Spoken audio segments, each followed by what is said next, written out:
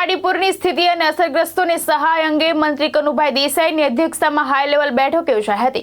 બેઠક બાદ નાયબ મુખ્યમંત્રી હર્ષ સંઘવીએ રાહત કામગીરી અને સર્વે અંગે મહત્વની માહિતી આપી હતી।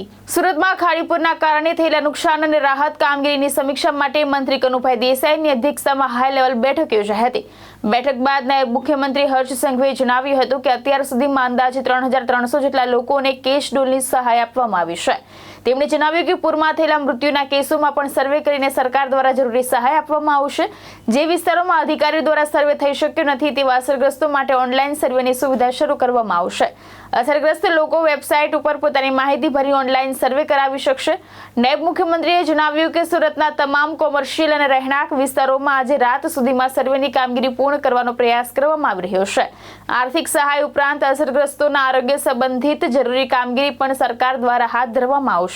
આજે સુરત શહેરમાં તારીખ 7 જુલાઈએ જે ભારે વરસાદના કારણે સુરત શહેરના મોટા ભાગના વિસ્તારોના નાગરિકોએ જે હાલાકી ભોગવવી પડી હતી અને અનેક સોસાયટીઓ હોય, રેસિડેન્શિયલ એરિયા હોય, કોમર્શિયલ એરિયા હોય કે ઇન્ડસ્ટ્રીયલ, આ તમામ વિસ્તારોમાં ભારે વરસાદના કારણે અનેક લોકોએ જે નુકસાની ભોગવવી પડી છે તેની સર્વેની કામગીરી જે છેલ્લા 3 દિવસથી રાત દિવસ સુરત શહેર મહાનગરપાલિકા અને વહીવટી તંત્ર દ્વારા જે કરવામાં આવ્યું તેની એક રિવ્યુ બેઠક રાખવામાં આવી હતી અને આવનારા દિવસોમાં